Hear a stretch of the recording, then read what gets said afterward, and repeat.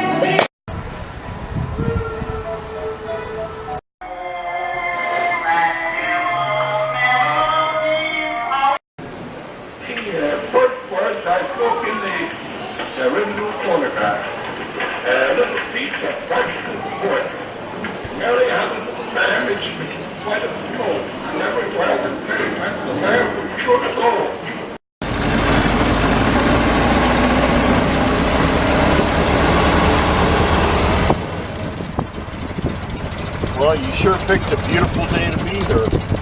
Yeah. Have you been here before? They have, I haven't. Okay. Oh, wow. Welcome back. Yes, it has. Well, you're riding in a 1924 Model T. They made Model Ts from 1908 to 1927. And over that 19 years of production, they made over 15 million of these cars. This particular style of Model T is called a depot hack. And they typically would use these at the train depots to transport people and luggage into town. It came with a third row seat. Your seat would be moved up about 6 inches, and to allow for another bench seat. So it had more seating capacity than other cars, and it usually had a luggage rack up on top. It'd be used also for taxis, delivery vehicle, utility, trucks, you know, whatever they needed. A real versatile vehicle. The thing is, with the wood body, not a lot of them made it to modern times. The body would rot out and they would just sell it off, usually to farmers, to work in the fields. So they're pretty rare today. These are worth more than the touring cars, the other cars that you see here. They made all sorts of Model Ts. You could have got a hard top with windows all the way around, 4-door, 2-door. You could get about 12 different models.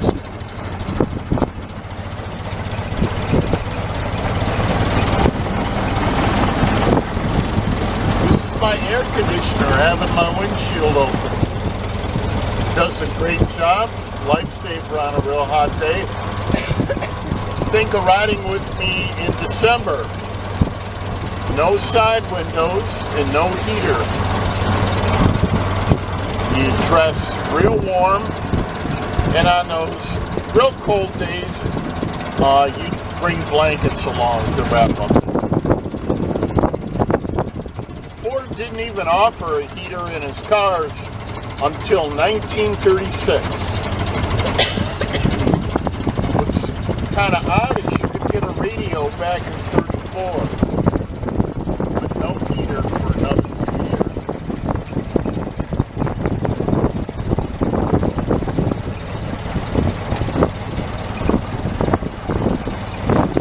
If you have any questions, just let me know. I'll be happy to answer them for you. Top speed, the Model T, 45 miles an hour. But back then, very few roads were paved, and pretty typically those dirt roads would be in terrible shape. So, very rarely would you actually do 45 miles an hour. Because of road conditions, no matter what kind of car you had, it was pretty typical to drive 10, 15, maybe 20 miles an hour.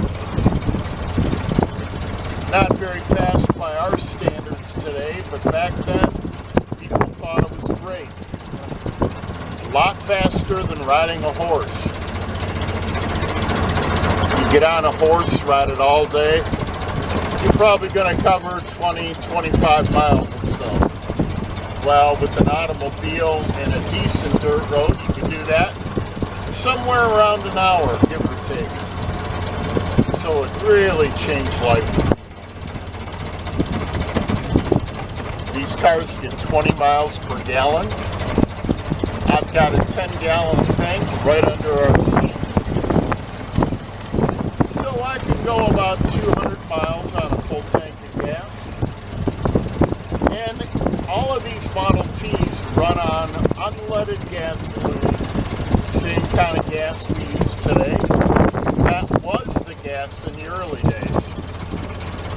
Later on, when engines got more powerful, that's when they added lead gas. Before the Model T, only wealthy people could afford an automobile. Ford wanted to make a reliable, reasonably priced car that the average working person could afford. And that's what the Model T is all about. It's nothing fancy. He didn't put anything on this car that wasn't absolutely necessary to be able to keep the cost down. The price of the car actually went down over the years. When they were hand-built before the assembly line in 1914, they cost $850. With the assembly line, he saves a lot of money. He's able to drop the price to $500. And every year after, the price keeps dropping. By the last 2 years, 1926-27, you could buy this car for $260. That was approximately 2 months' wages for the average factory worker. I would love to be able to buy a brand new car today for 2 months' wages.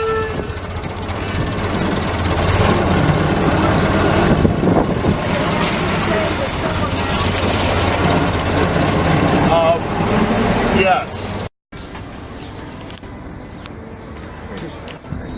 Thank you.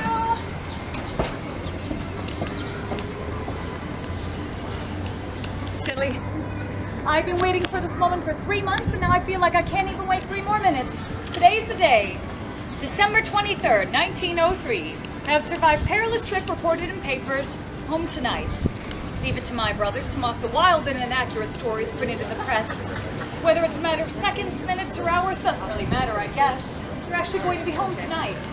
6 days ago, I received another telegram from Kitty Hawk, North Carolina, which I've been carrying with me ever since.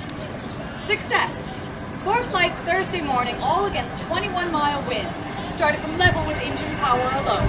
Average speed through air, 31 miles. Longest, 57 seconds. Informed press, home Christmas. Oh, and there they are now. Hello! Catherine! Yeah! just got back. Yeah, we know. Well, we wanted to say, solve the riddle of flight. Hope she's coming back. Well, wait a minute, brother. It's like I was saying. It's like that fork in the road down there. Now, we could go one way, decide to give it all up, resume our bicycle business. Or we go the other way and fully commit all of our time and finances to flying. Of course, we're going the other way. There's no turning back now. Oh, absolutely no turning back. We should start on a new engine right away. Welcome back. I am so proud of you both. It's great to be back, sis. And just as promised, we made it by Christmas. Yes, your calculations were right once again. We missed you, Kate. We often wish that you were there with us, Yeah. but then your adoring high school students would have been the ones missing you. I swear sometimes I think you need me more than they do.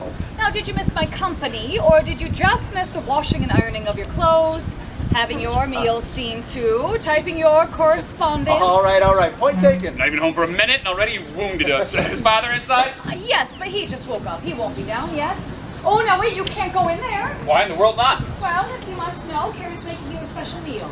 She's still setting everything up. Not much of a surprise. There's no mistaking the scent of a steak cooking. Porterhouse, if you must know, but let's not ruin the surprise, all right? At least you don't know the special dessert she prepared for you. Sneak inside if you really want. No, we better not. Not if that means letting Carrie down. Our meals will suffer if that girl gets in a snit. It's probably obvious I'm devoted to my brothers, isn't it? It's funny, even though I'm their younger sister, I've also had to help run this house since our mother died 14 years ago when I was almost 15. The day she died, Father said the light went out of our home. Oh, I'd give anything to have her back, especially now so that she could share in the excitement of their success. Mother would be proud, though quietly so. She could be painfully shy at times. Orville inherited that characteristic from her. But don't think Orv is always shy and retiring. He's an avid cyclist and is ever on fire with new inventions. While he finds it difficult to speak to strangers, he can be such a tease and practical jokester with family and friends. Orville, maker of delicious candies and occasional mandolin player, is also the brother I'm slightly closer to, because we're the closest in age. Although, please, don't go sharing that with Rushlin, Lorne, or Wilbur. Yes, dear Wilbur. At 36, he's 4 years older than Orv. Will reads constantly and has an extraordinary memory. Now, although he's more outgoing than Orv, Will can be rather reserved. Yet he has a delightfully dry sense of humor. He is a reluctant but gifted public speaker, although he is not quite so gifted when it comes to dressing himself. Whereas Orville is very particular about his appearance and can even work in the cycle shop all day and still come out spotless. Sometimes I have to inspect Wilbur before he leaves the house to make sure he even matches. But he's also a surprisingly good singer and harmonica player. Now, we have some time, so I want you both to open this. Consider it an early Christmas surprise, but really it's just something to say congratulations. Let's see what we have here. Oh, it's the toy Pernell helicopter Father gave us when we were kids. I didn't know we still had this. Neither did I. Where did you find this, Kate? Carrie actually found it a few weeks ago when she was cleaning. This is what started our whole grand adventure. Might sound odd, but I still consider this gift a very important event to my life. So do I. Do you remember all the time we spent playing with this? Not to mention all the time we spent trying to build our own larger models. Thank you, Kate. This really means a lot. Yes, thank you. We promised not to lose it this time. Can you imagine where we would be if Father came home from that church trip with a deck of playing cards instead? You would have built something spectacular with the cards, no doubt. Our oh-so-wise sister. Oh, show her the sketches you made of the camp. Yep. She can see we built the house, the glider, the flyer. I wish they were this talkative with everyone. It took incessant nagging on my part to convince Wilbur to speak at the Western Society of Engineers 2 years ago. Now, when I asked whether his speech would be witty or scientific, he shook his head and said, no, it will be pathetic. But it wasn't, of course. It was a great success. Will, or will you say a few words to these kind people? I'm sure they'd love to hear how you came to be interested in flight and what led up to your days at Kitty Hawk. Please? I'll make sure Carrie gives you seconds of dessert. Good morning, ladies and gentlemen. Well, as you can see, our interest in flight began when we were just children. Our father, who was a bishop in the United Brethren Church, well, he delighted in giving us gifts that would stimulate our imaginations. He encouraged us to be curious and have a thirst for knowledge. Even though I'm the only one who graduated from college, the shelves of books inside served as Orville and Wilbur's university. The books we all read served as home study that was both broad and deep. Philosophy, history, science, languages. Our books flew us to many places long before we ever dreamed of flying anywhere. Father even had us read books that he didn't agree with. He discouraged ignorance on any topic and wanted our knowledge to be vast, in order to speak intelligently on almost any issue. Oh, the debates the whole family would have. We have our mother to thank for a penchant for tinkering. She had considerable mechanical aptitude. She designed household devices for herself, toys for us. Father has trouble pounding a nail in strings. When we wanted mechanical advice, we went to Mother. Wilbur and Orville are the ones who built this porch and those shutters, as well as the mantel and staircase inside. Yes, well, the environment we grew up in had much to do with the success of our flying machine. Our parents encouraged us to learn and believed passionately that we could achieve anything if we worked hard and set our minds to it. Will and Orville have certainly proven that to be true. Father says they're as inseparable and indispensable to each other as twins. Yet it's their complementary differences that make them such a remarkable team. Yes, they can argue the night away, but it's always productive. Well, it's usually productive. I think usually might be a bit too strong. I'd venture to say that frequently would be more Frequently, accurate. no, I think usually is perfectly I think you accurate. don't know what you're talking Oh, about. I know perfectly so there's well. that. I don't And then appreciate the we go, tone I'm of clearly your the smarter words. one. It's It seems I know to allow that. them to solve problems and discover solutions. History will prove what amazing self-taught engineers they were. That's right. And after much research, we determined that a successful flying machine requires three things. Wings to lift it into the air. An engine to move it forward with sufficient speed so that the air flowing over the wings can generate that lift. And a means of controlling the machine once in the air. Watching the way that people balance a bicycle helped them to figure out how to control an airplane. We determined that controlling an airplane is not like driving a wagon or operating an automobile. An airplane is just like a bicycle, an unstable device. The driver intuitively has to make adjustments in order to keep control. For example, when making a turn, a bicycle rider will lean towards the center of the turn to keep balance. We thought an airplane should work the exact same way, but how do you get an airplane to lean over like a bicycle? Well, one way is to change the amount of lift on each end of the wings. More lift on the left end and less on the right will cause the left end to rise and the right end to fall, and that will tilt the machine to the right, like a bicycle making a right-hand turn. It's a great idea, but how do you change the lift on either end of the wing? Well, I found the answers we were looking for thanks to a bicycle inner tube. Technically, it was just the empty box that the inner tube came in. Thank you, brother. See, one day at our cycle shop, I was sitting there with this box in my hands, and I absent-mindedly started twisting it, just like this, when it suddenly dawned on me. Now, if this box were a pair of wings, twisting the ends in opposite directions would change the lift on each end. It would cause the wings to tilt, left or right. Thus, the wing warp idea to balance the machine was born. We built a model biplane kite to test it, and it worked. Next, we built and tested our own manned gliders. They chose Kitty Hawk, North Carolina because the wind blew steadily, the beach was clear of obstructions, and the remote location meant that they wouldn't be troubled by the press and gawkers. Not that we consider any of you folks to be gawkers. Oh, certainly not. None of you are from the press, though, are you? 3 years ago, last summer, they set out for the Outer Banks to test their first glider. A Kitty Hawk in the summer is like the Sahara, or what I imagine the Sahara to be like. Except I'm sure there aren't too many 5-blanket nights like we encountered during the cold nights at Kitty Hawk. Or the black flies and mosquitoes that were everywhere. Yeah. They chewed through our underwear and socks. Don't, Lumps swelled up all of our bodies. it was miserable, but we were on a grand adventure. The locals and the workers at the U.S. Life Saving Service Station were welcoming and very helpful. Our glider test stay here confirmed our basic ideas and taught us a great deal. That's right. One thing that Wilbur learned the hard way was to make sure that his mouth was shut when landing, so as to not end up with a mouthful of sand. Yes, but that incredible feeling of gliding through the air, that made it all worthwhile, brother. 2 years ago, they hired machinist Charlie Taylor to help with business in the cycle shops. I can assure you, I had no part in hiring him. Okay, I'll admit he is a good mechanic, but I didn't appreciate his smelly cigars, and he didn't seem to appreciate my dropping by to keep an eye on everything. Will, do you think now would be a good time to tell her we've taken up cigar smoking? perfect. Not bad.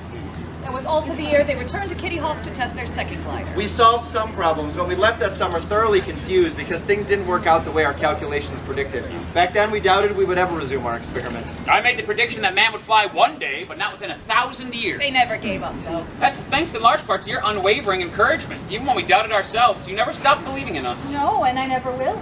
As we investigated our failures further, we discovered that the calculations people had been using for years to determine lift were incorrect. So we worked hard to establish correct numbers. We took nothing lightly since we'd be staking our lives on our findings. We found what we were looking for in our wind tunnel. See, the wind tunnel allowed us to design the most efficient wing shapes. We were ready to attempt to fly again. So they returned to Kitty Hawk in 1902 to make man test on their third glider, and they flew it over 250 times. We were in the air from dawn until dusk, but we had achieved all of our goals. We had developed a fully controllable glider that was without a doubt the best anyone had ever built. It was now time to build a powered airplane that could take off from a dead stop on level ground. So when we returned to Dayton, I wrote to several new automobile manufacturers, asking them to build an engine to our specifications. None of them were interested. So with the help of machinist Charlie Taylor, they decided to build it themselves. In 6 weeks, we had our 12 horsepower, 200-pound engine built and tested for power. We also decided to use 2 wooden propellers that would spin in opposite directions by means of bicycle The chains. propellers were very efficient. It was a major breakthrough for them. So we left Dayton on September 25th and we arrived at our camp at Kill Devil Hills in Kitty Hawk a few days later. The 1903 season was upon And us. this is what I've been waiting for, to hear about your 4 flights. Well, as you know, the first few months were plagued with difficulties due to weather delays, equipment problems, waiting on new parts. But by Monday, December 14th, we were ready to attempt the unknown. Well, for the sake of fairness, we decided to flip a coin to see who would fly first. That's right. Wilbur won the toss. It was as simple as all that? No intense bartering you're conveniently leaving out? No, we swear. No, I climbed into place. Orville ran alongside the launch rail, and the machine took off. It climbed 15 feet into the air, then it stalled and crashed right back in the sand after 3.5 seconds. We spent the next few days repairing the machine so that we could attempt to fly again. And writing to me to say there is now no question of final success. Now, weren't you ever scared or unsure? A bit of fear, perhaps, but mostly just pure excitement. No, we were too prepared to feel unsure. When we awoke on the morning of December 17th, there was a cold 24-mile-per-hour wind and patches of ice on the ground. I can't believe that we attempted to fly on a new and untried machine in those conditions. Well, there was no stopping us. We were running out of time, the weather was giving out. We knew it was now time to fly, go home. It was now my turn, so I shook Wilbur's hand before climbing into place. You know, I can tell you now, brother, I almost didn't want to let go of your hand. For a split second, I thought, what if we're never to see each other again? Well, you weren't so lucky. I'm here to tell the tale. So at 10:35, I shifted the lever to the left and then began slowly moving down the rail into wind gusts of up to 27 miles per hour. Then rose into the air and actually flew for 120 feet before landing back on the sand. I had one of our men, John Daniels, stand behind our tripod to try to snap the shutter on our camera at the right time. Now, folks, he thinks he caught the machine when it was in midair, but we won't know for sure until we develop the negatives back in our shed. I didn't give him much chance to take the photograph. The flight only lasted for 12 seconds. But it was the first in the history of the world in which a machine carrying a man raised itself by its own power in full flight, sailed forward without reduction of speed before landing at a point as high as that from which it started. All of our efforts and dreams over the last 4 years realized in just 12 seconds.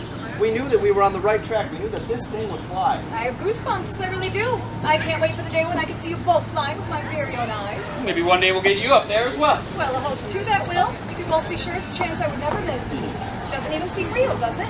Your flight lasted an amazing, seemingly eternal 12 seconds. Those seconds are certainly eternal now. Now, it often only takes 1 second to change destinies and lives and the course of history. They had 12 of those seconds. Now, can you imagine what it would feel like to accomplish something considered impossible and to sustain it for 12 glorious seconds? What thoughts ran through their minds during those 12 seconds? Those 12 wondrous seconds. 1,000. Lifting, it's 2,000. really happening. Breathe, control the front rudder, breathe. Careful, Tilting too far, keep the balance. It's just like Forward, cycling. come up. It's working. Balance. I'm really flying like a dream. Balance. Thank you, mother. Wind. Balanced, Okay. coming Careful. down, coming down. We did it. Only 12 seconds indeed. Oh. May you all have 12 such wondrous seconds in your lifetimes. Now, Will, did you go back up next? I did. It was almost exactly like the first flight. Another 12 seconds, but I went a bit farther, 175 feet. I made the third flight at 11:40, 15 seconds on my second try, and 200 feet this time. But Wilbur's fourth and final flight was a true grand finale. I tried again at noon, and this time I had much better control of the machine. I flew 852 feet in 59 seconds. Kate, it was incredible. I humbly admit it was quite impressive. Well, thank you kindly, brother. The 59 seconds, your telegram through the 57. Well, even Western Union makes mistakes, just like the press. Speaking of mistakes, Oh, yes, we now arrive at the reason why we only made 4 flights. You see, after Wilbur's final flight, we were all standing around animatedly discussing it when a strong gust of wind struck the machine and turned it over. and over and over Oh, and over. nobody was hurt, I hope. John Daniels was badly bruised trying to hold the machine down, but no broken bones. He now has the distinction of being the world's first survivor of an airplane crash. We're having what's left of the machine shipped back here. And we plan to start working on a new engine right away. Will you return to Kitty Hawk? We're thinking about sticking closer to home this time. We want to try Huffman Prairie as our next field. It's only about 8 miles to the east and it's relatively isolated. Well, I'm thrilled about your accomplishments and I'm thrilled you're home. I know Father will be too. Shall we go in now? By all means. Will you mind hearing our stories again? Not at all. In fact, I can't wait to see the plot. You know, we're proud of you too, sis. Really appreciate all of your encouragement, keeping an eye on our shop. If it wasn't for you, I don't think we'd be where we are today. Well, something tells me you would, but I appreciate the sentiment. Welcome home, brothers.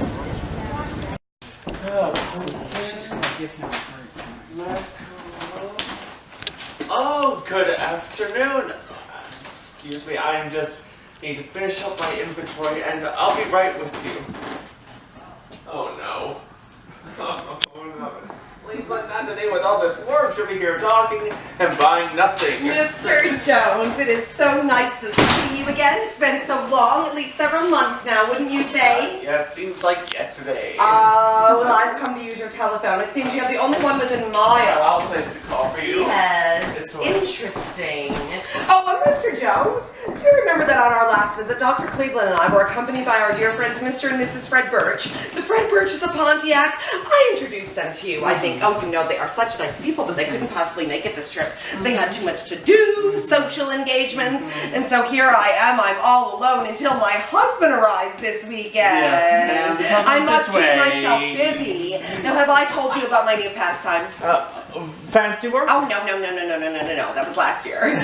My new avocation is photography. I am just so passionate about it. There's nothing better than to saunter through the green fields, invigorated by the country air, and with an artist's eye, capture the panorama of the local color. Well, you must be in luck. I have just a nice photographic album of those pictures of you. No, that's not quite the quality I'm looking for. These are our finest. Oh, well, those are interesting items, aren't they? But I'm sure I can find a much better one in Detroit. Oh, now, have I told you about the number of department stores we have and such a variety of goods? Many You know, times. city living exposes you to so many wonderful things. So much variety. Oh, well, I mean, that's not to say that your little, enterprise isn't well stocked for the needs of the locals. It's just, you see, I require more, oh,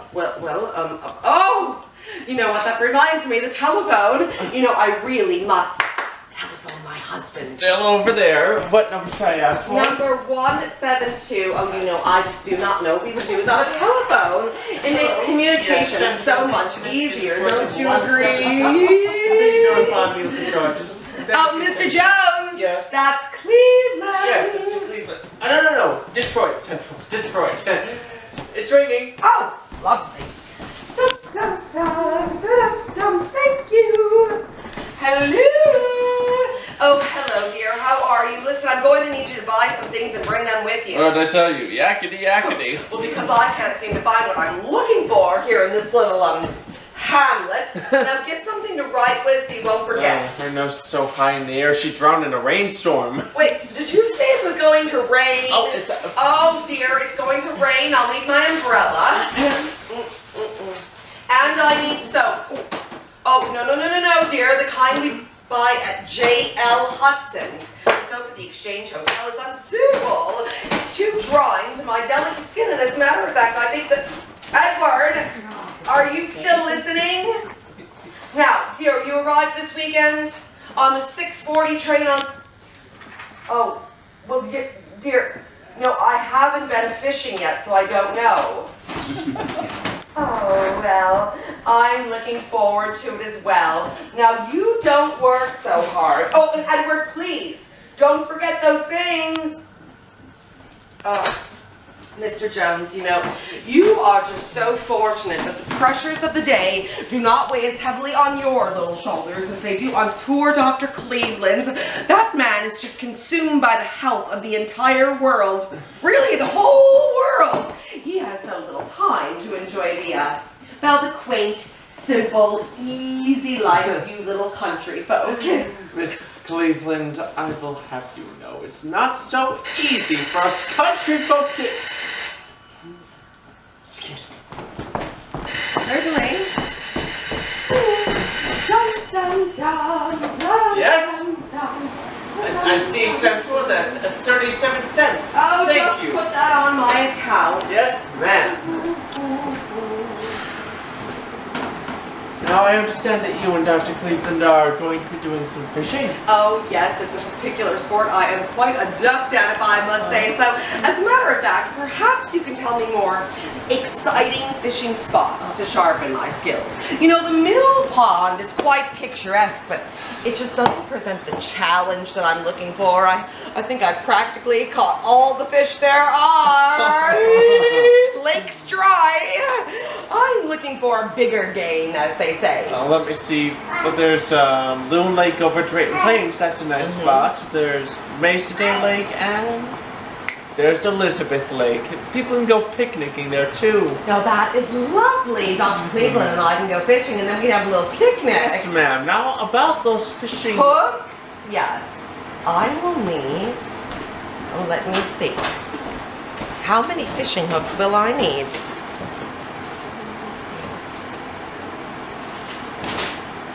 You know, I think one will do.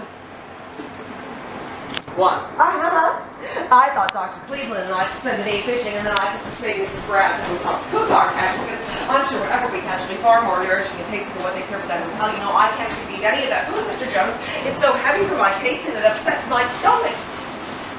Oh, that reminds me, I could use a cure for dyspepsia if you stop there. Mrs. Cleveland, I'm happy to say J.R. Jones stocks not one, but two such remedies. Two? Yes, I'm sure one of them will suit you. And both of these medicines can be highly recommended and at the same price. This one's made by the Shakers, who believe in the curative power of herbs. The Shaker cordial is guaranteed to cure consumptive people or those with headaches or anything that might be wrong with you. They recommend to take a few drops after every meal. This one is Hostetter's Bitters. Fine medicine, people say, works like wonders. Wait, it says here... They also you. Yes, well, I think I'll go with Shakers. After all, it seems to me one can cure one's stomach without damaging one's head in the process. And that'll be $1 for the larger size. I'll take the small. 25 cents. And that goes on account too. Anything else I can do for you? We try to accommodate our city visitors by making sure they can easily procure those conveniences so necessary for a successful weekend in this primitive little hamlet of ours. When did you stop? Something also take on your picnic. Mr. Jones, tell me, do you get that many city people coming here?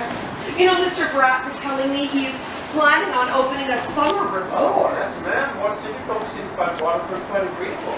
Oh dear, I hope not. Well, it's just that I do wish I could keep this peaceful little hamlet a little more to myself. You know, after all, it'd be quite a shame to have it overrun by the same people one wishes to avoid in the city. Yes, ma'am. Anything else? Oh, no. Oh, I see you have sweets. Oh, and cream drops. Oh, yes, ma'am. And in the country, we like our delicacies. And how much are they? They're 50 cents a box, ma'am. No, all right. You know, I do have such a sweet tooth. I'll take one. One box it is. Oh, no. I just want one piece. Woo, let's see now. No. Oh, wait a minute. Oh, no, this one's too small. Oh, Mr. Jones, I don't want that one. No. No, I think I found one. Isn't that lovely?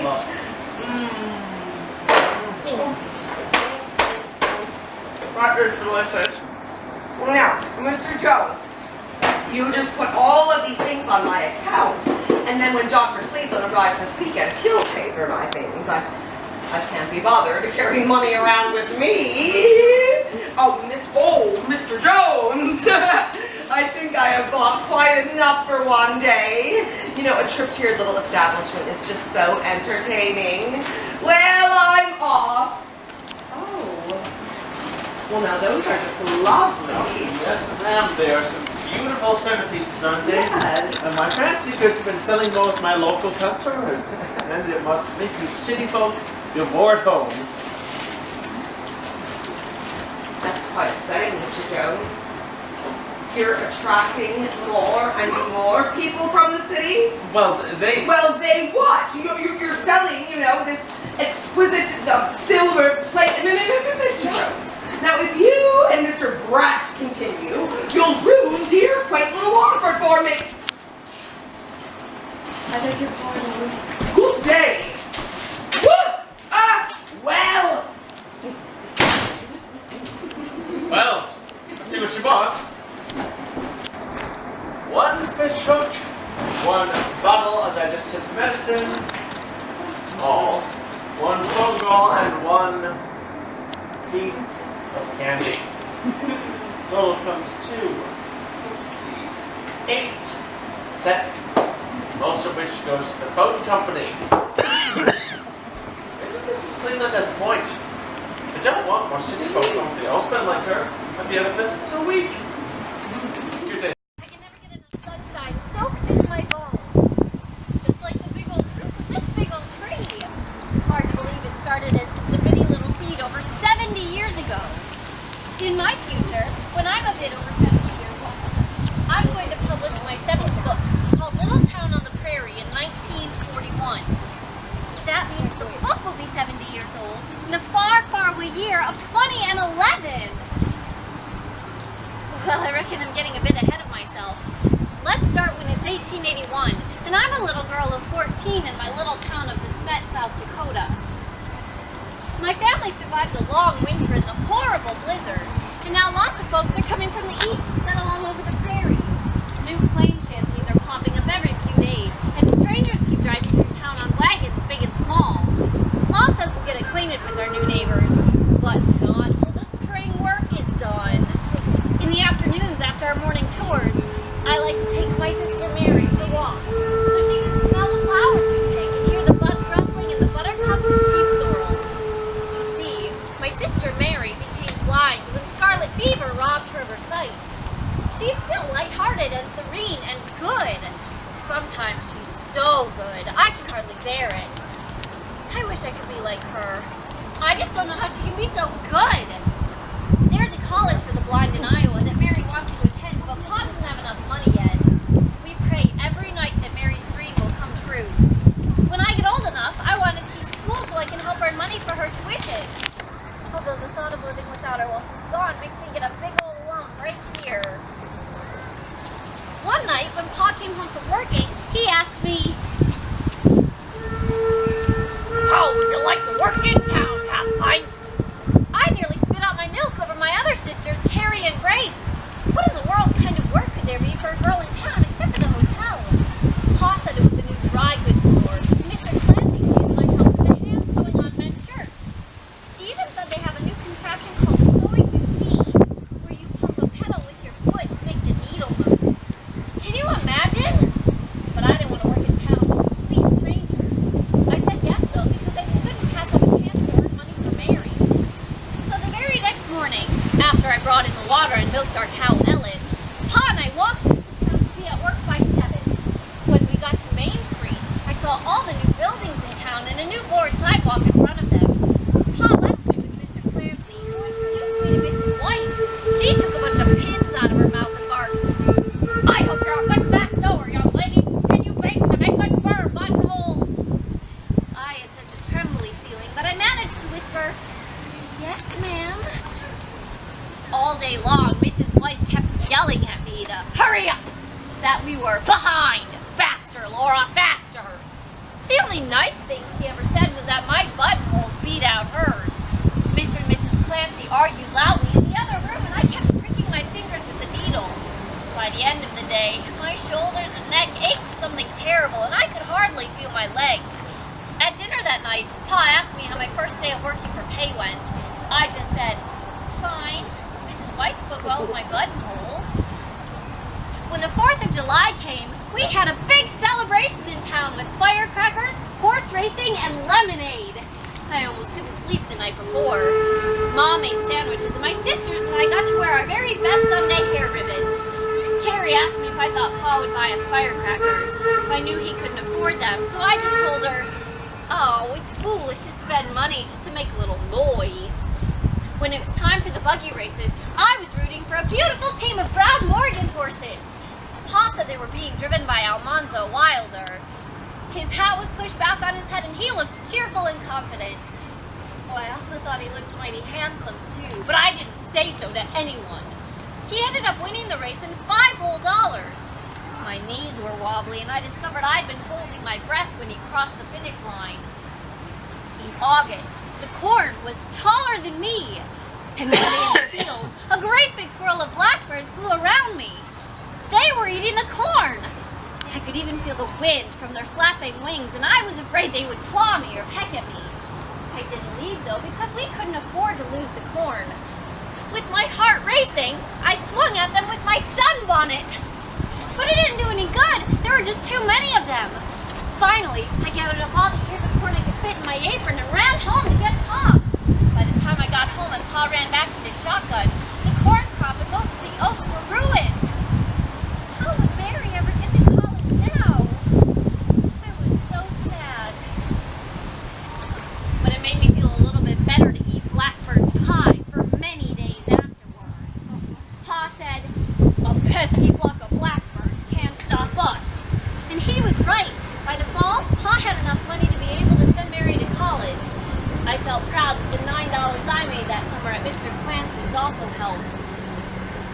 On the first day of school that year, I had 2 surprises. One was that our new teacher was Miss Wilder, Almanzo's sister. The second was that Nellie Olson walked into the schoolhouse. And she was late. I couldn't believe my eyes and couldn't believe she moved here to South Dakota from Plum Creek, Minnesota, which is where I met her. She used to make fun of Mary and me for being country girls.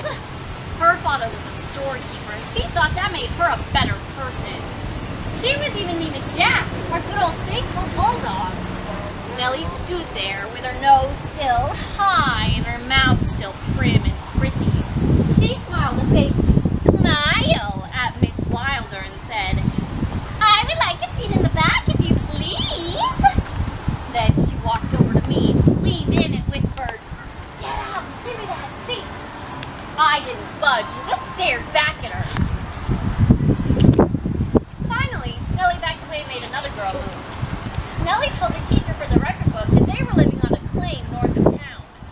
I smiled to myself and thought, so now Nellie herself is a country girl. Carrie must have told Ma what happened with Nellie that day, because on my pillow that night I found a note from Ma that said, if wisdom's ways you wisely seek, 5 things observe with ease. To whom you speak, of whom you speak, and how, and when, and where. Your loving mother. My cheeks felt flushed and I vowed once more to try to be as good as Mary when next I was around Nellie. Although I reckon even Mary would find it hard to be good around Nellie. In November, I was so proud to get my first set of my very own name cards.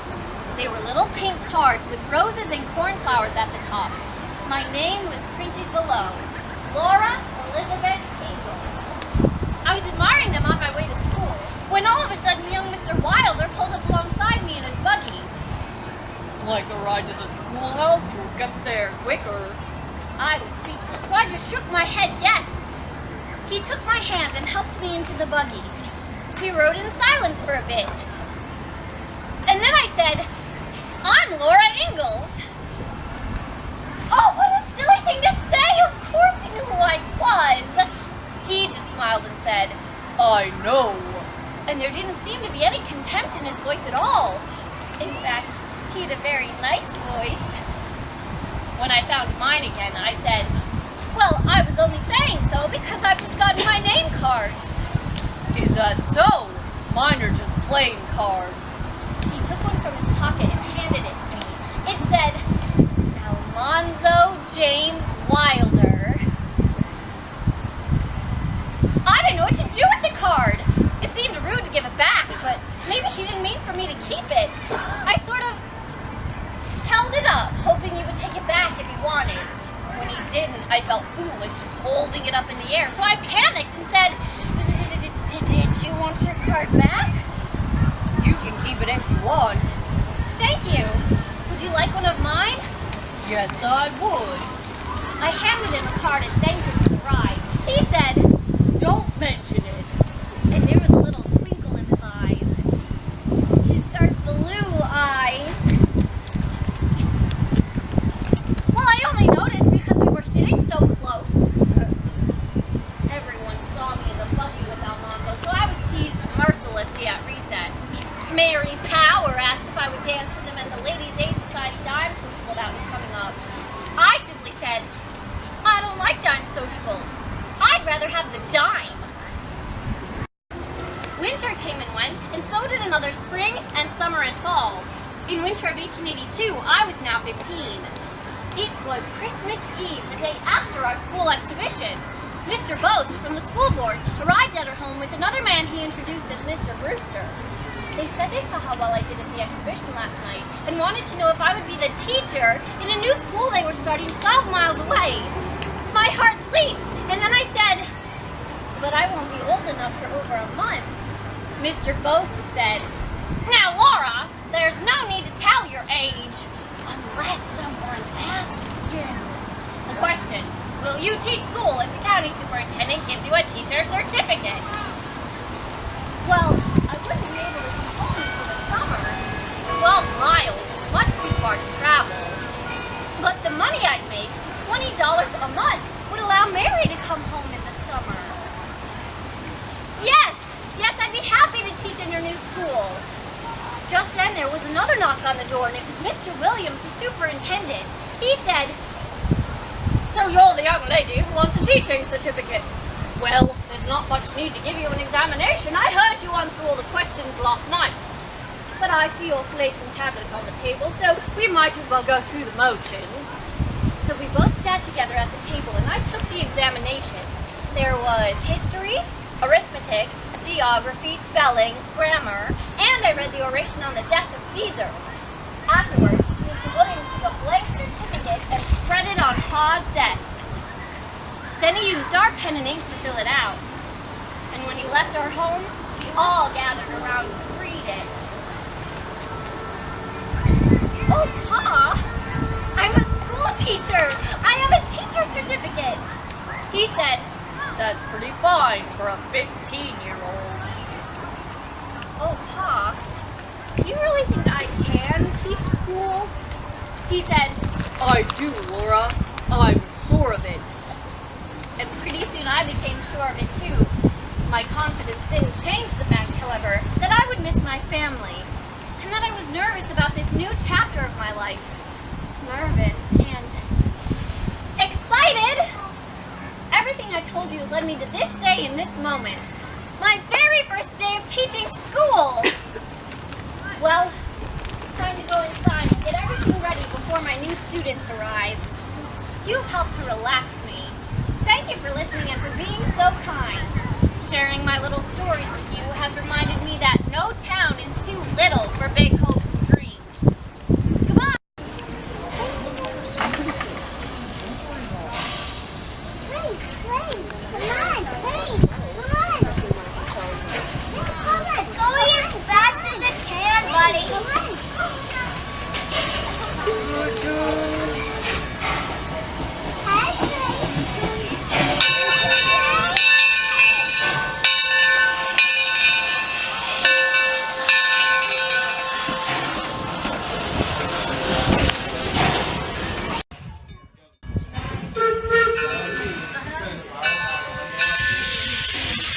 And again, folks, remember, for the safety, remain in your seats.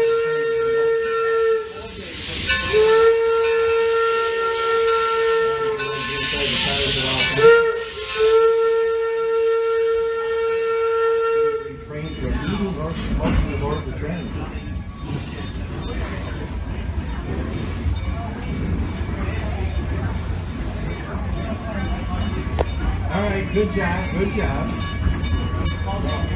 See you later.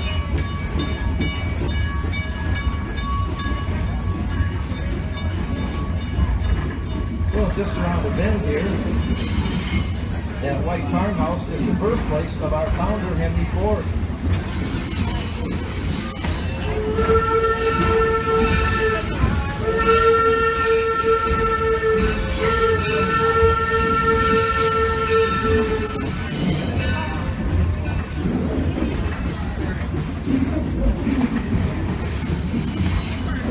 Well, when Henry turned 16, he decided to walk down to Detroit looking for work. Well, you know, there's not many people left to work than Henry Ford did.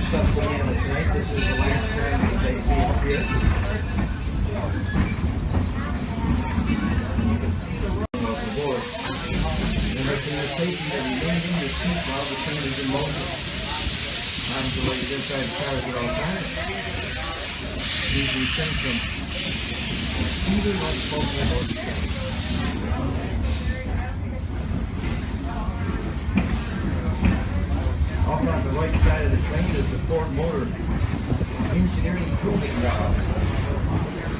This was at one time the first airport in the state of Michigan.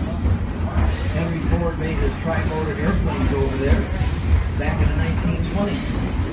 Some of the well-known aviators that came in to test fly these airplanes were Amelia Earhart, Detroit native Charles Lindbergh, and of course Admiral Richard Byrd took his tri-motor all the way to the South Pole. This was where the first commercial air flight took off from Dearborn, Michigan here to Greenfield Village.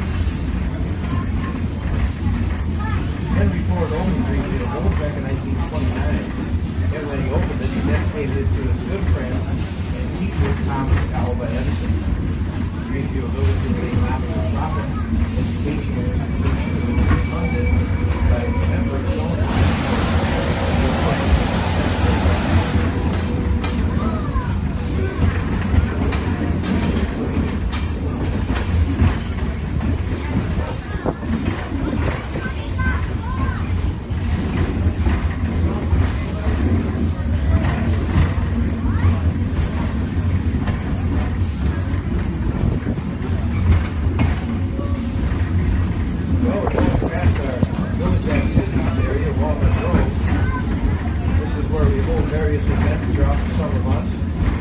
This weekend, Saturday and Sunday, will be the World Tournament of Historic Baseball.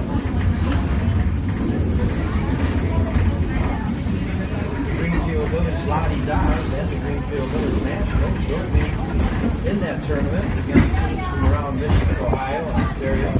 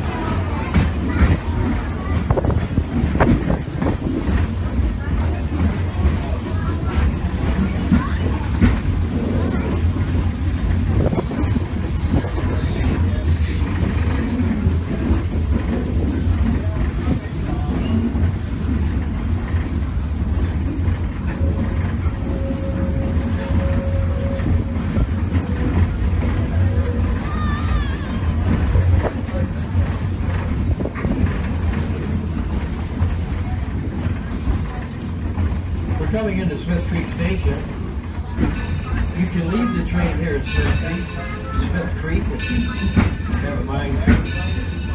This is the last time we'll be up here. At the next stop, Firestone Station, you will be asked to leave the train. That will be the last stop today. If you're going to leave here at Smith Creek, left-hand side only, and let the train come to a full and complete stop. Train is in motion. And there's Bodie out there, the village paparazzi.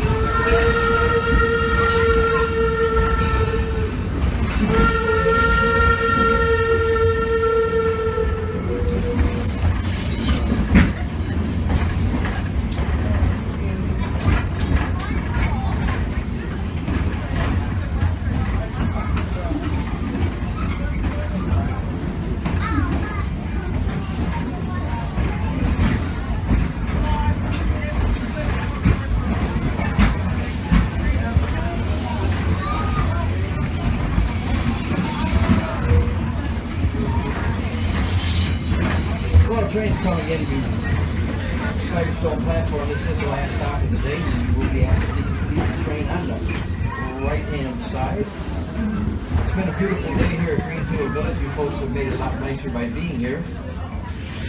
Thank you for riding the Weiser Railroad. And again, let the train come to a full stop. Before you attempt to get off, the engineer will give a blast on the whistle when he has the airbag set.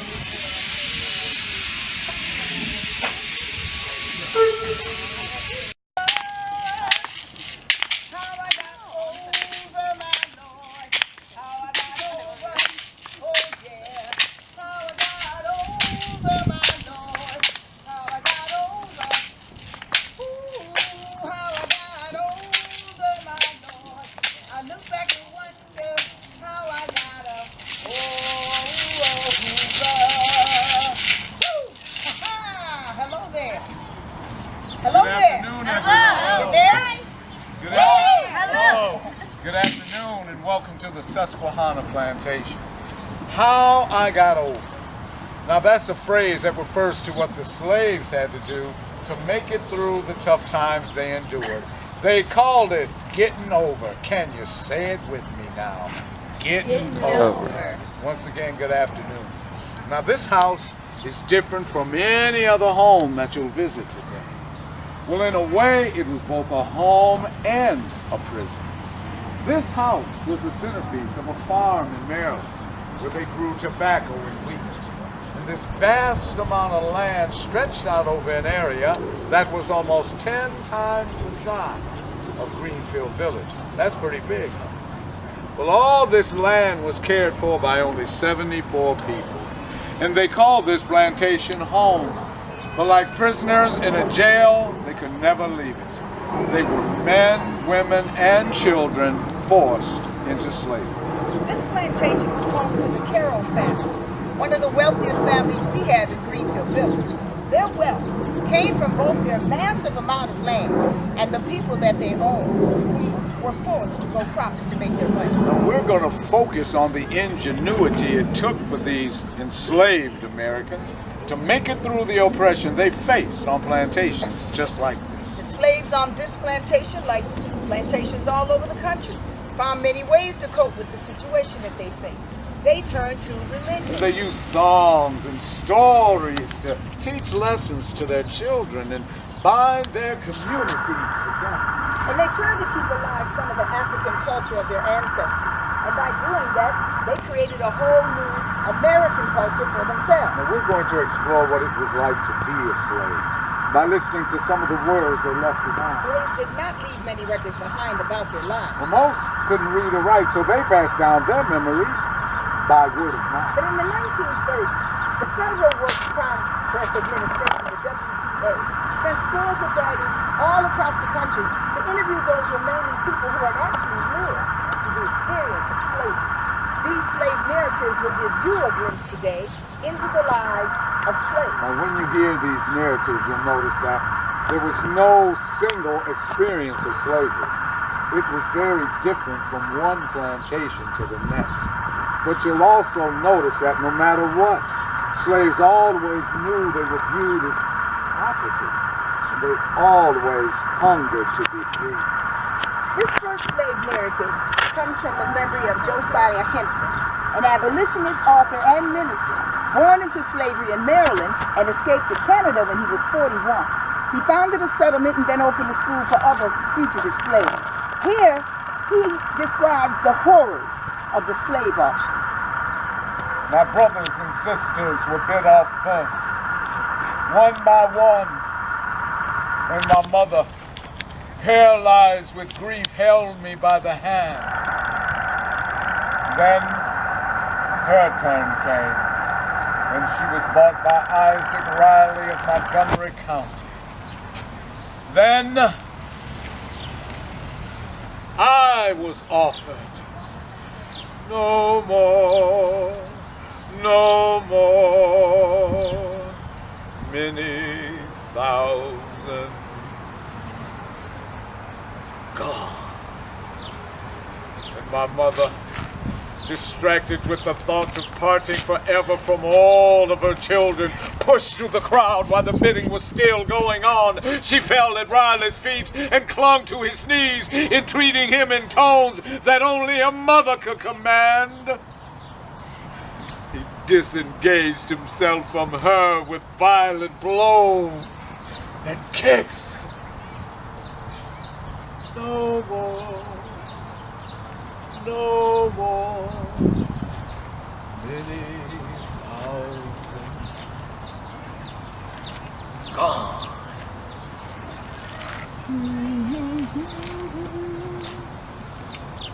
I must have been 5 or 6 years old when that happened.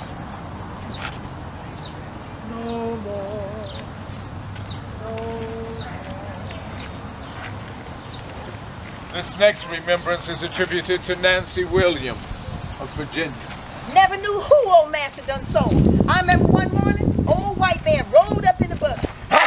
He stopped by a gal named Lucy working in the yard. Oh. He say, "Come on, get in this buggy. I bought you this morning." And then she begged him to let her go see her baby and her husband so she could say goodbye. But then he say, No time for crying and carrying on. Get in this buggy. I started crying myself. I was so scared he was going to take me too. When one of Aunt Sister's children died later, she ran up to the master and she yelled in his face, "Praise God, my child is gone to Jesus. That's one less child of mine you won't ever sell." Many slaves recall the enormous mental and physical cruelty of slavery, as described here by Jordan Johnson, born into slavery in 1848 in Virginia. Husbands always went to the woods when they knew their wife was due for a whooping. But in the fields, they dare not leave. They had to stay there, not daring to even look like they didn't like it. Charlie Jones was one slave that wife worked in the same field with him, was planting tobacco. Charlie was setting out and she was healing. And it was big with child, getting near her time. Son, one day she made a slip and chopped down a young shoot. An old man Diggs, who was the overseer, he come running up screaming at her. That just made her more nervous, and she chopped down another one. Old overseer, he lifted up that rawhide and he beat at her across the back and the shoulders till she fell to the ground. Charlie, he just stood there. He and his wife screamed, staring at the sky, not daring to look at her or even say a word. I got over. Ooh, I look back and wonder how I got over.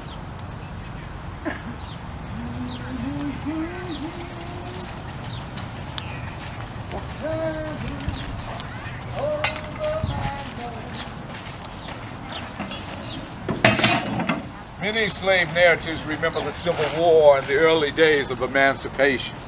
Now, even though the Emancipation Proclamation was issued in 1863, freedom did not come to most slaves until the end of the war in 1865. Here, Betty Jones of Virginia remembers those early days, where hope intermingled with confusion. Oh, Lord, have mercy. Grandma used to tell this story to everybody that would listen. I expect I heard this story 100 times. Grandma said one morning she was weeding corn when another slave, Mamie Tolliver, she run up to her and she whispered. She say, Sarah, they tell me that Master Lincoln done set all the slaves free. My grandma say, is that so? And she threw down that hole and she ran all the way to the Thacker place. 7 miles she said it was. Said she ran up to Miss Thacker and she stared at her in the face. I'm free! Yes, Lord, I'm free. I ain't got to work for you no more. I ain't in your pocket now. She say Miss Thacker got the boo-hooing, took apron and threw it over her face and ran back in the house. My grandma say she knew she was free then. Free at last. Free at last. Thank God Almighty. I'm free at last. Oh, Lordy, how I got over. Ooh, I look back and wonder.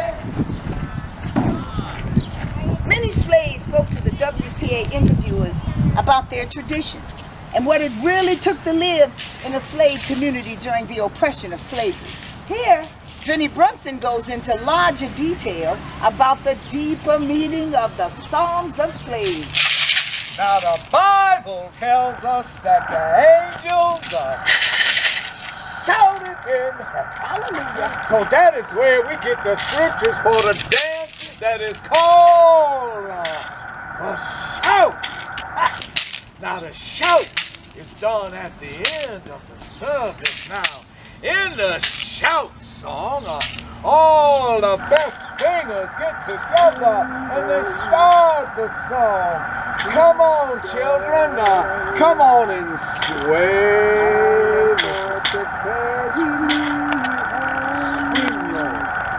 Sweet Lord, sweet chariot,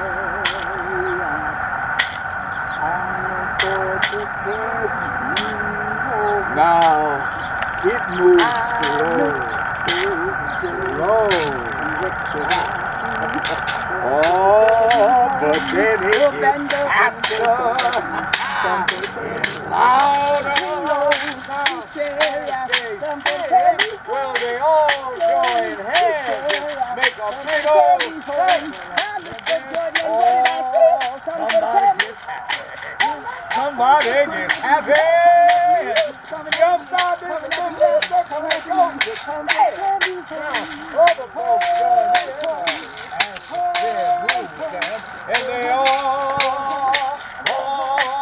they got clapping their hands, clap your hands, clap your hands, clap your hands. Oh, they got clapping their feet. Come on, better not clap your hands, clap your hands, clap your hands.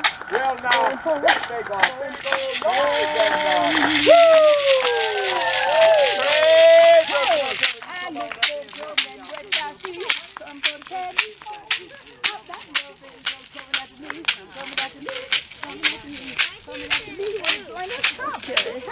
Come on up here, y'all. Okay, y'all do what I do.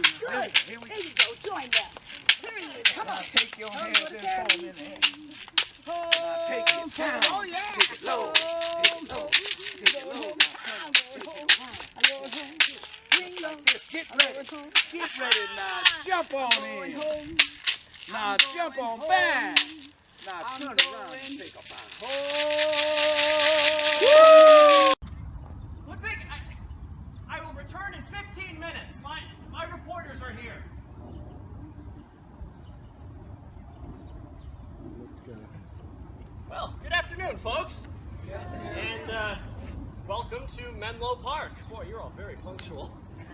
Well, I like that. It is a pleasure to have such fine-looking members of the press with whom to share part of New Year's Day.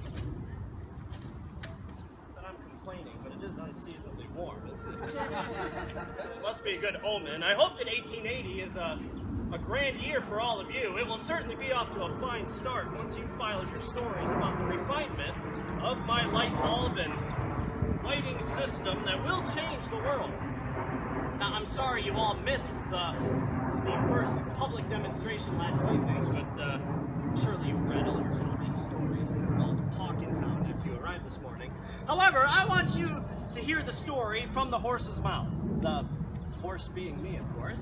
And then I want you to tour the lab behind me and talk to my men. Now, I guarantee it, you won't be able to write your articles fast enough. If that seems a little too overconfident, I apologize, but well, the fact is, I am extremely confident and excited about the future of electric lighting and electric power. All right, well, let's get the preliminaries out of the way. For those of you who may not know, I'm Thomas Alva Edison. but papers have called me the Wizard of Menlo Park, an inventor of the age. Leave the last one for history to decide, but as far as the Wizard nickname, I can't escape it. See, this New York Daily Graphic from last July, they have me in this ridiculous hat, searching for platinum for my experiment. Pretty silly if you ask me. I don't see the much. I've also been called a genius from time to time again. Now, I don't mean to sound immodest. I'm simply trying to make a point, so feel me. The fact is, I'm just a common man like any of you. You see, I believe that genius is 1% inspiration and 99% perspiration. Now put that in your papers and not mean some pointy head. Now, I'm going to pose a yes or no question that you need only answer in your mind. Do you believe that I, Thomas Edison, invented the incandescent electric light bulb? Well, the answer is no. You see, there were 21 other inventors before me who experimented with the incandescent lamp between the years 1838 and 1879. So for over 40 years, these inventors from all over the world tried to come up with an electric lamp that wouldn't burn out after only a few seconds. So, no, I did not invent the light bulb, but what I did invent was the first successful and practical light bulb and electric system. So how did all of this work begin? Well, my work with electric lighting began in earnest of August of 1878. My invention factory you see all about you was crucial to my success. You see, I have 60 loyal men who work here practically round the clock. I've hired excellent men who are specialists in their own fields, such as chemistry, glass blowing, mechanics, carpentry, and mathematics. And if you listen very carefully, you might even hear them working up there right now.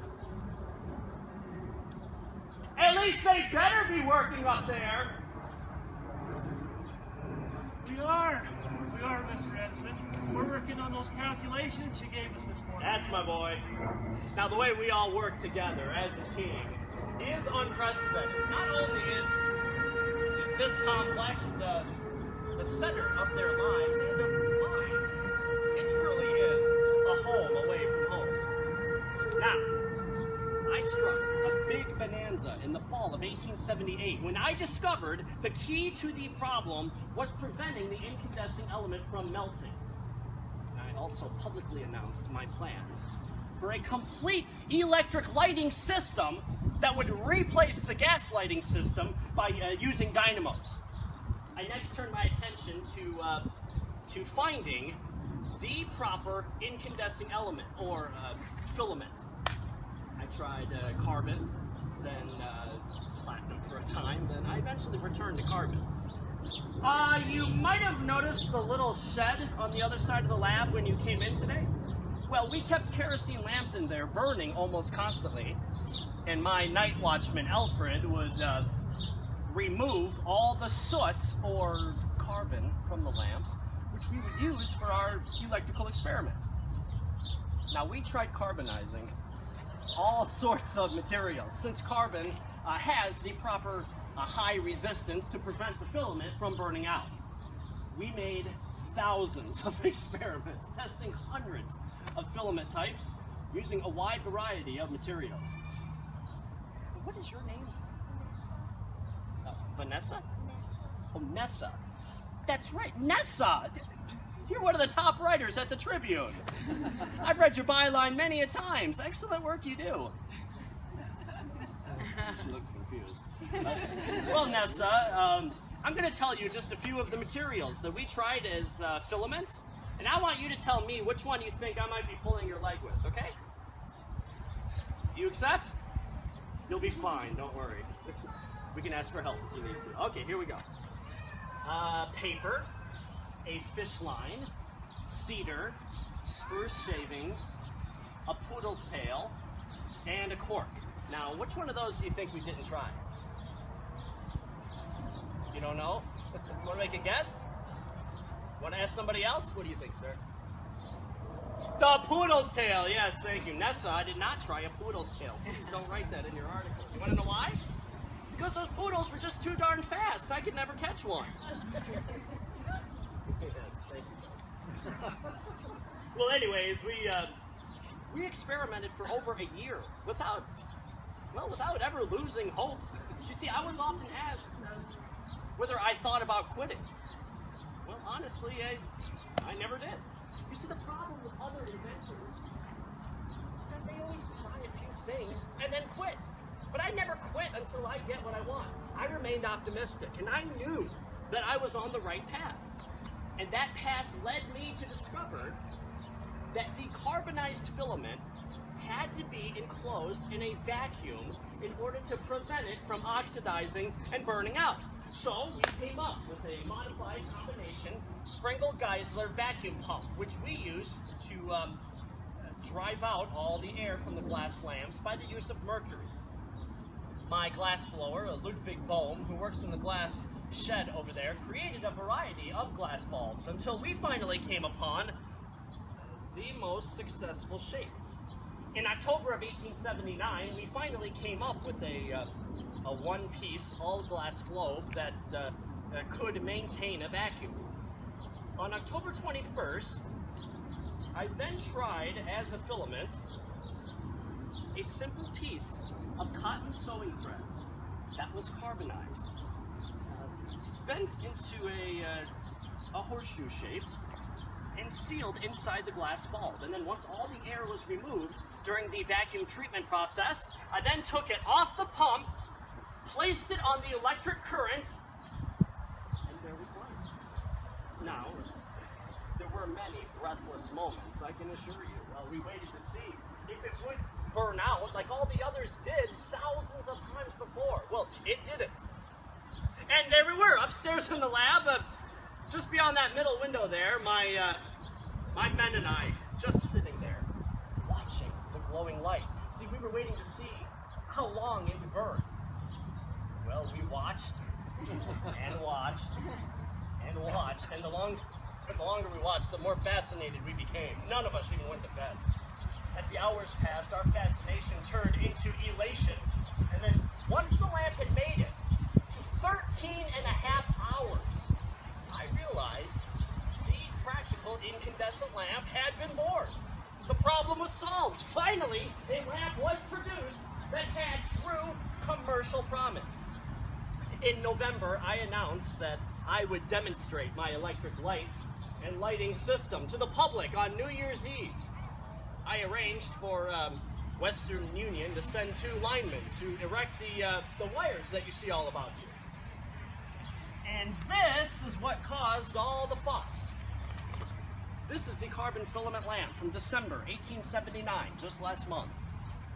You know, it is interesting to wonder what developments the bulb might make on its 30th anniversary in 1909. It's even harder to fathom what it might look like on its 130th anniversary in October of 2009.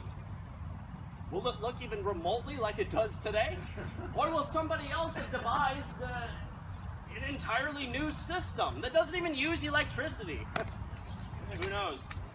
Well, as you know, the public lighting demonstration took place last evening, but, well, many people begged me to call it off. They thought if I were to fail, it would do great damage to my career and to my credibility, but I knew it was too late to call it off. Last evening, even though the weather was stormy, I made believers of over 3,000 visitors poured into this complex and down Christie Street. There were scientists, capitalists, run-of-the-mill curiosity seekers, and reporters like yourselves. The machine shop became the world's first central electric generating system as all the labs lit up. It was a magical moment, I can assure you. Some people cheered and clapped. Others stood speechless in amazement. And I even saw some tears trickle down the cheeks of a few sentimental souls. Quite a night. Yeah, but no time to wallow in sentiment, however. There's lots more work to be accomplished. Now remember, we have devised a system that has no precedent. There's no place in the world for us to just go out and buy the parts that we need. We need to invent everything. Yes, there's lots more work to be done, and that's the only time that I really become discouraged, when I think of all the things that I would like to do and the so little time I have in which to do them. The thing I lose patience with the most is the clock. Its hands just move too fast. You see, time is the one true capital that any human being has, and the one thing he can least afford to waste or lose. And speaking of time, ours seems to have come to an end. Well, I hope I've encouraged you all to write positive stories, and now I encourage you to go inside, tour the laboratory, and ask my boys any questions that you might have. And if you should wish to interview me afterwards, I'll be right over there very briefly in my office. Well, thank you so much for your time, folks. You've been a most delightful group, and remember, I'll be over there in my office. But not for too long, though. There's lots more work to be done.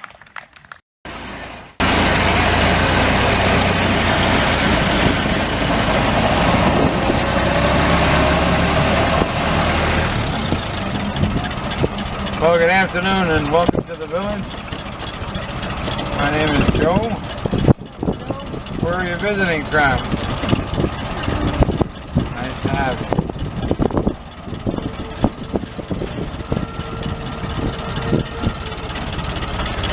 You're riding in a 1914 Model T. Your Model A? Sir? Senior A. T. How long has he been standing in the line? About 30 minutes. Huh? No, these are all Model Ts we get right. We only have one Model A on the village, and the security people driving that. So these Model Ts are the only ones we can give rides in. Now, the Model T was made from 1908 to 1927. And in that period of time, they made over 15 million models.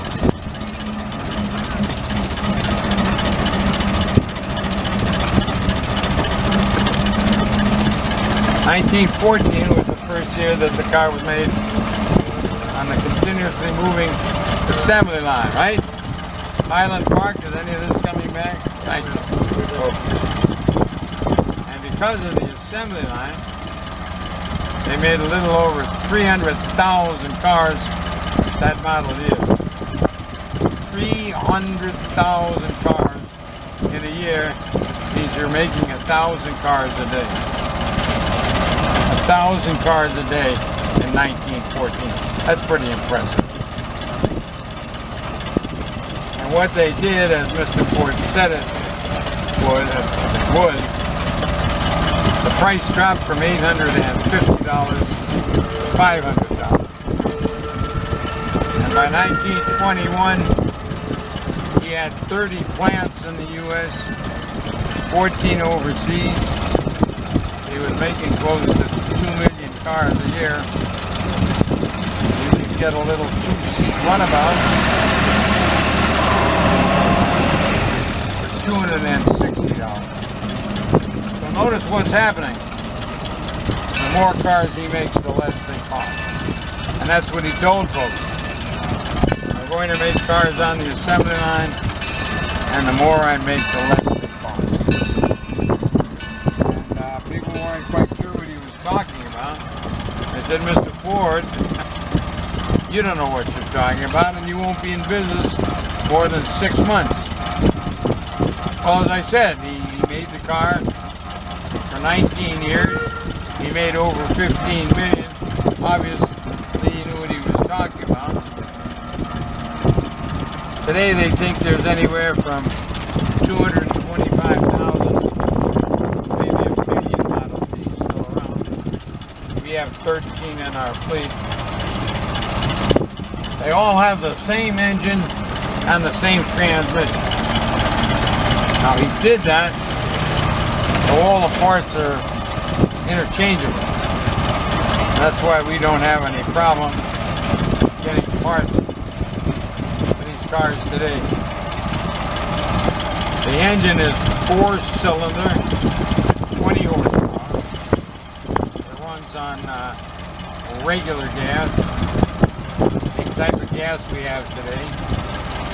There's a 10-gallon gas tank under the front seat, and you can expect to get up to 20 miles to the gallon. So 200 miles on a tank of gas, that's not bad even today. Now the engine is so simple, it doesn't have a fuel pump, a water pump, or oil pump. Now he did that because he knew in the beginning you'd have to repair the engine yourself, and not having those pumps would make it a lot easier. If I don't have any pumps, you'll notice I don't have any gauges. Well, I don't have a speedometer or odometer either. Nothing. That's a very Spartan dashboard.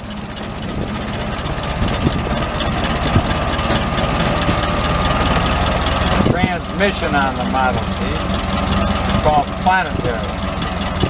Planetary, because it had one main gear, three that rotated around it, like planets around the sun.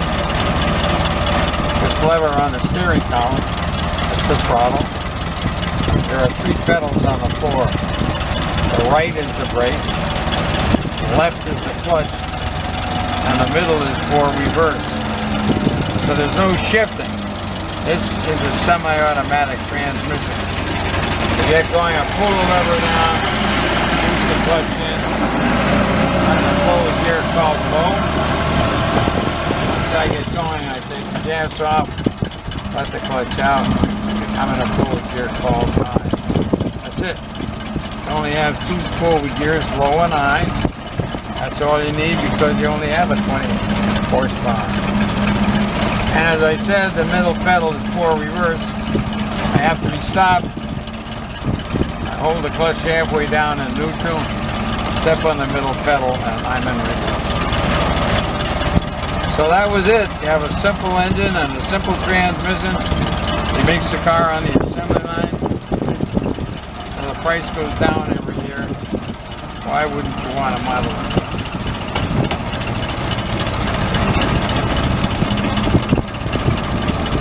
If you work for Mr. Ford, you're making that $5 a day. Be like $45 a day. Today, you're going to have money taken out of your salary. And in 8, maybe 10 months, you can afford to buy your own Model T touring car. And I think that added the quality control. If you're making a car you might be buying, I think you do a good job. Okay, thanks for riding with me.